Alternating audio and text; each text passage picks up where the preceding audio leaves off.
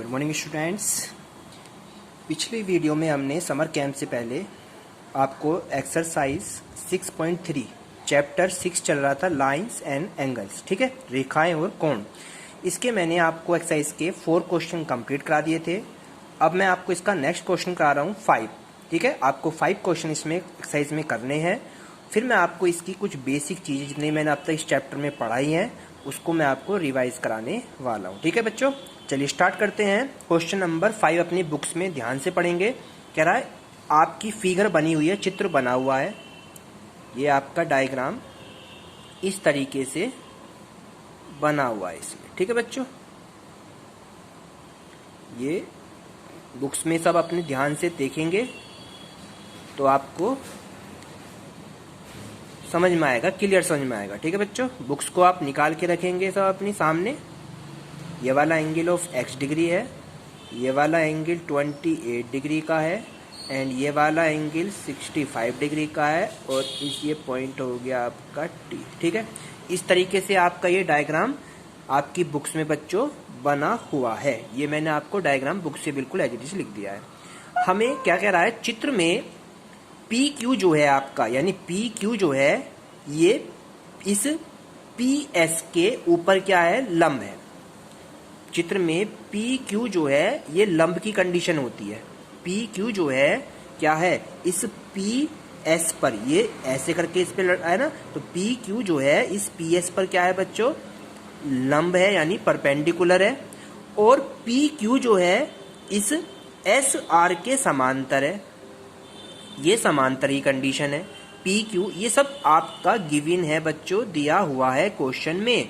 और angle of S Q R कितने degree का है, 28 डिग्री का। Angle of S Q R कितने दे रखा है, 28 डिग्री दे रखा है। और angle of Q R T कितना है, 65 का। Angle of Q R T कितना डिग्री दे रखा है बच्चों, 65 डिग्री।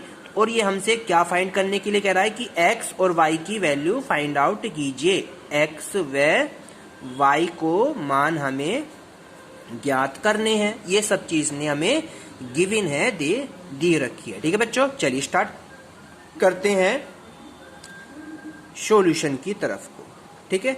सॉल्यूशन में देखिए सबसे पहले त्रिभुज क्यू आर एस ले लीजिए। क्यू आर एस, ये जो त्रिभुज बना हुआ है 28 डिग्री वाला, इसको लेके चलते हैं त्रिभुज क्यू आर एस में, ठीक है। Angle of Q R T एक बहिष्कोण है। बहिष्कोण कहते हैं जो बाहर बनता है। क्यू आर टी क्या है, बहिष्कोण है। क्या बच्चों, ये बहिष्कोण है, ओके। अब जब ये बहिष्कोण होता है तो इस बहिष्कोण की क्या कंडीशन बताई थी मैंने, कि angle of S Q R जो होगा, angle of S Q R, ये वाला angle S Q R plus angle of Q S are, यानी ये और ये दोनों का जो योग होगा क्यू एस आर, इन दोनों का जो योगफल होगा वो बहिष्कोण के बराबर होता है। ये वाला और इस एंगल का जो योग होगा वो इस वाले एंगल के बराबर होगा, बहिष्कोण के angle of Q R T के क्या होगा बच्चों, ये बराबर होगा। अब देखिए ये वाला एंगल हमारे पास 28 है, तो यहाँ पे लिख देंगे 28 प्लस, ठीक है। ये वाला एंगल हमें फाइंड आउट करना है, तो Q S R as it is लिख दीजिए। क्यू एस आर यानी ये वाला एंगल हमें फाइंड हो जाएगा। और इक्वल में ये दे रखा है कितना, 65 दे रखा है, ओके स्टूडेंट। अब क्यू एस आर को तो ऐसे लिख लीजिए, ठीक है। और ये 28 इधर आके माइनस का हो जाता है, ठीक है बच्चों। और Q S R as it is, और इस 65 में से 28 को माइनस कर दीजिए, तो कितना आएगा आंसर आपका, 37 डिग्री, ओके स्टूडेंट। ये वाला एंगल निकला, ये आपका 37 डिग्री का निकल गया है, यानी कि 37 निकल का है। तो हमें क्या पता है, क्योंकि पी क्यू जो है, पी क्यू समांतर किसके है, एस आर के, ये जो पी क्यू रेखा है इसके समांतर है, और जब ये रेखा समांतर होती है तो उस कंडीशन पे angle of P Q S जो होगा, angle of P Q S जो होगा किसके बराबर होगा, angle of Q S are के बराबर होगा, angle of Q S are के बराबर होगा। क्यों होगा, एकांतर कोण की कंडीशन से। किसकी कंडीशन से बच्चों, एकांतर कोण की कंडीशन से। मैंने ये पढ़ाया था आपको। अब देखिए आपका क्यू एस आर कितना है, 37 डिग्री, तो पी क्यू एस क्या है, पी क्यू एस है x डिग्री, तो यानी जो x का जो मान निकल का आया वो कितना निकल का आया आपका, 37 डिग्री। एक आंसर हो गया x का मान। पी क्यू एस है x और क्यू एस आर कितना निकाला हमने, 37, तो x की वैल्यू कितनी फाइंड हो गई, 37 डिग्री। अब दूसरा एंगल पा जाइए, दूसरी वैल्यू क्या फाइंड करनी है हमें, y की, यानी y भी फाइंड करना है अभी। और y के लिए क्या करेंगे, एंगल ऑफ p क्या है, 90 डिग्री है, क्योंकि एंगल ऑफ p क्या है, 90 डिग्री है। जब ये एंगल ऑफ P 90 डिग्री होगा तो इस त्रिभुज में आ जाइए, तीनों में, त्रिभुज P Q S में, त्रिभुज P Q S में जब लेंगे तो एंगल ऑफ तीनों त्रिभुज कोणों का योगफल क्या होगा, 180 होगा। तो तीनों कोणों का लिख लीजिए, angle of P plus angle of P Q S, angle of P Q S plus angle of Q S P, angle of Q S P या angle of P S Q लिख लीजिए। तीनों का योगफल कितना होगा बच्चों, 180 होगा। तीनों का योगफल कितना होगा, 180 होगा। ओके, एंगल ऑफ पी हमें क्या पता है, 90 डिग्री।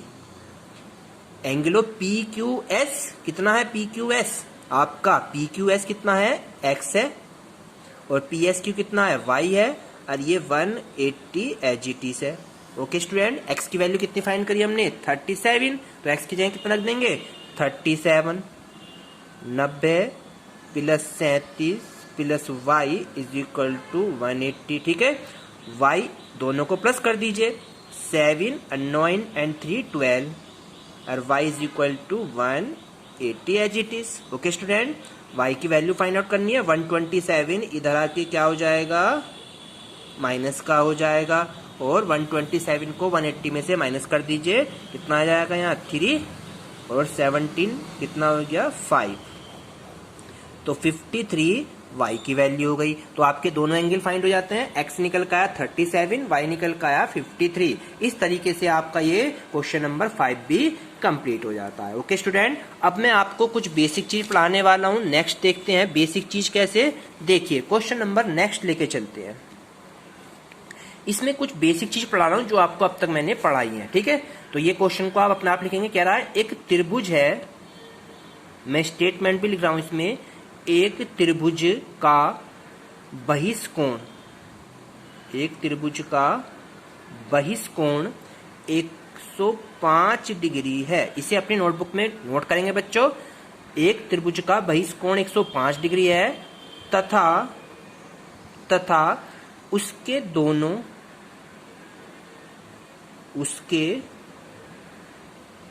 दोनों अंतः विपरीत कोण, दोनों अंतः विपरीत कोण बराबर है। जो अंदर के जो कोण हैं विपरीत वाले, वे आपस में क्या हैं, बराबर हैं। तो कह रहा प्रत्येक कोण का मान बताओ, प्रत्येक कोण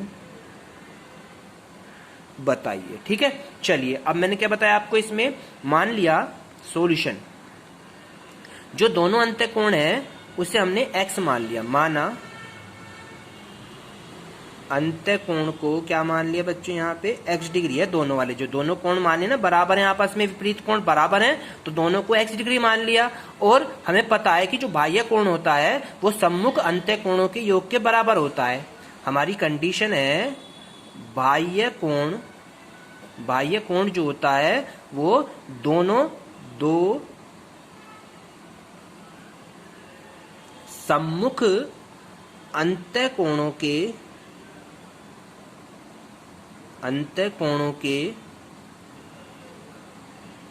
योग के क्या होता है, बराबर होता है। तो इसको बाह्यतः कोण कितना दे रखा है, 105 डिग्री, और दोनों अंतःकोण है x प्लस x, और x प्लस x कितने हो गए, x प्लस x, ये तो 105 है एज इट इज, x कितने हो गए, 2x हो गए। x की वैल्यू फाइंड करनी है तो 2 इसके अपोन में चला जाएगा, तो ये कितना हो गया 105/2, और हमें x ही तो फाइंड करना था, दोनों बराबर कोण, तो 2 से इसको डिवाइड नहीं कर सकते, यानी 105/2 लिख दीजिए, या हम इसे सही बटे में कैसे लिखते हैं, 52 सही 1/2 डिग्री, और सही बटे में मैंने लिखना आपको सिखा रखा है। ओके स्टूडेंट, तो आपका आंसर या तो 105/2 छोड़ दीजिए, या इसको सही बटे में लिखेंगे तो 52 सही 1/2 डिग्री, ये आपका आंसर हो जाता है।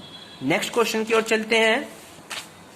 क्वेश्चन नंबर नेक्स्ट है आपका, किसी त्रिभुज के कोणों का अनुपात दे रखा है, त्रिभुज के कोणों का अनुपात 5:3:7 है। ठीक है बच्चों, अब हमें बताना है, बताइए जो इनसे त्रिभुज बनेगा वह त्रिभुज कैसा होगा, वह त्रिभुज कैसा होगा, कैसा होगा मतलब कि वो न्यून कोण होगा, अधिक कोण होगा, क्या होगा, न्यून कोण होगा, अधिक कोण होगा, समकोण होगा, समकोण होगा, या समद्विबाहु होगा।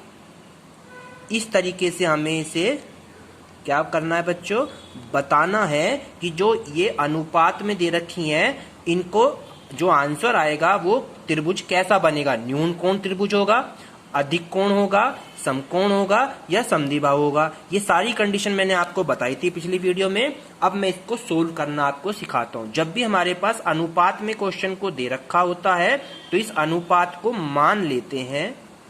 माना जो त्रिभुज के कोण बनेंगे 5 है तो 5x बन गया, फिर 3x बन गया, और ये लास्ट वाला 7x, क्योंकि अनुपात 5:3:7 है। अब हमें पता है त्रिभुज के तीनों कोणों का योगफल 180 होता है, तो हम यहाँ तीनों को प्लस करके लिख देंगे, 5x 3x 7x, तीनों कोणों का योगफल कितना हो गया बच्चों, 180 हो जाता है। तीनों को प्लस कर दीजिए, 7 और 3 10 और 5 15x इज इक्वल टू कितना आ गया, 180, और x की वैल्यू फाइंड करनी है तो 15 कहाँ जाएगा इसके बच्चों, अपोन में, और 15 से जब इसे डिवाइड करेंगे तो डिवाइड करना हमें आता है, कितनी आएगा, 12। ओके स्टूडेंट, अब ये 12 जो है, जो हमने एंगल माने हुए हैं, फर्स्ट था हमारे पास 5x, तो x की जगह रख देंगे 12, तो 12 पंजे कितना आ गया, 60, तो पहला एंगल आया 60 का।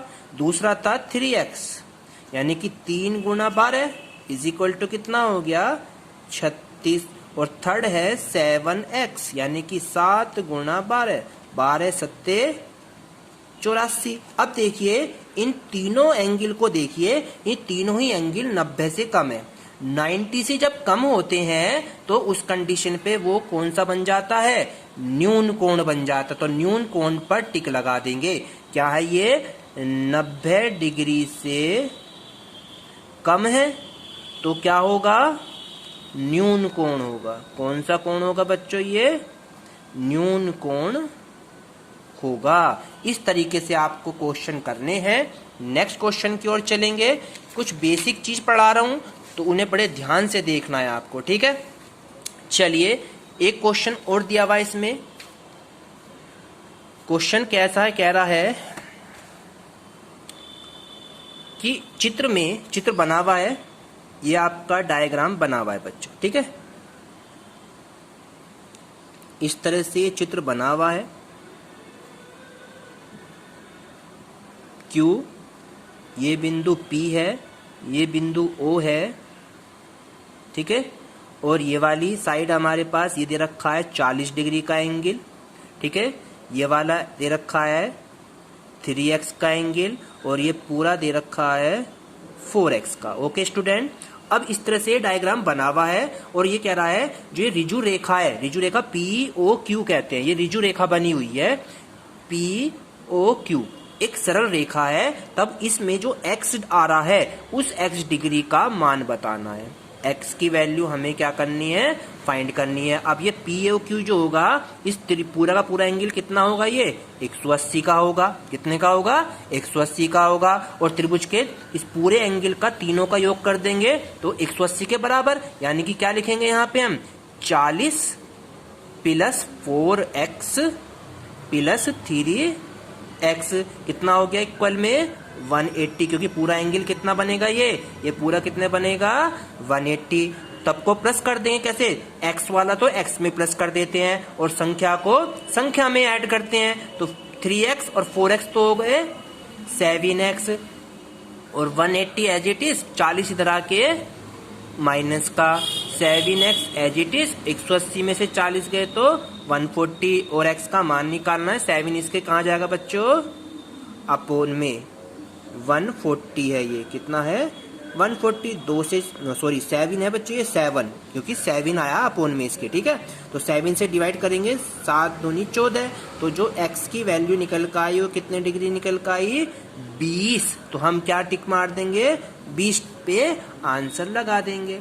ओके स्टूडेंट्स, अब केवल आपका लास्ट क्वेश्चन बचता है, उसे और देखते हैं और आपका ये बेसिक चीजें कल कराऊंगा बाकी, ठीक है। चलिए, किसी त्रिभुज का एक कोण 130 डिग्री का है और एक कोण दे रखा उसने, सपोज करो एंगल ऑफ ए दे दिया उसने 130 डिग्री का, और दो अन्य कोणों के समद्विभाजकों के बीच का कोण बताइए। जैसे सपोज कीजिए ये हमारा एक ट्राइंगल है, ठीक है, इस तरीके से ये जो एंगल है ये 130 डिग्री का दे दिया, इसे ए मान लो। कितना दे दिया बच्चों, ये 130, और जो बाकी जो एंगल है इनका समद्विभाजक करा, ये एंगल ओ दे दिया। इस वाले कोण का समद्विभाजक हो गया और इसका हो गया, इसे बी लिख लीजिए, इसे सी लिख लीजिए। तो बी और सी का समद्विभाजक कोण कह रहा है कि त्रिभुज का एक कोण तो 130 है और बाकी जो अन्य दोनों कोणों के समद्विभाजक करे, इसका भी समद्विभाजक कर दिया, इसका भी समद्विभाजक कर, समद्विभाजक समान भागों में विभाजित करना।